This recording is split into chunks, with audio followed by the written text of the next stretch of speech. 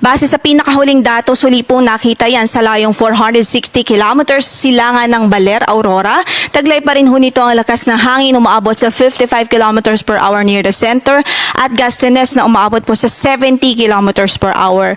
Ang kanyang pagkilos ay pahilagang kanluran o northwestward sa bilis na 15 kilometers per hour. So yung sentro po nito ay nasa karagatan pa at wala pa po sa landmass. Pero as early as now, nagdudulot na po ito ng malawakang pag-ulan sa malaking bahagi ng Northern Luzon, sa eastern section ng Central Luzon at eastern section ng Southern Luzon, maging sa ilang bahagi ng Eastern Visayas.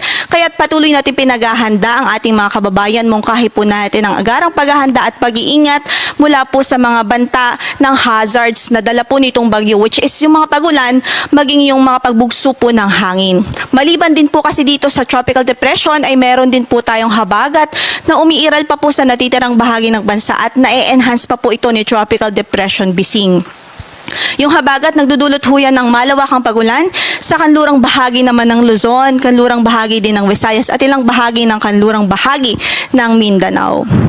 At i-discuss naman po natin ngayon ng signals. Nakataas po ang signal number 1 ngayon sa Batanes, Cagayan kasama ang Babuyan Islands, Isabela, Apayao, Albara, Ilocos Norte, Ilocos Sur, Kalinga, Mountain Province, Ifugao, Mountain Province, Ifugao, Benguet, La Union, Quirino, northern portion ng Aurora. Signal number 1 din ho sa Nueva Vizcaya, northern portion ng Pangasinan, northern portion ng Nueva Ecija, Polillo Islands, Camarines Norte, maging sa northeastern portion ng Camarines Sur at dito po sa Catanduanes.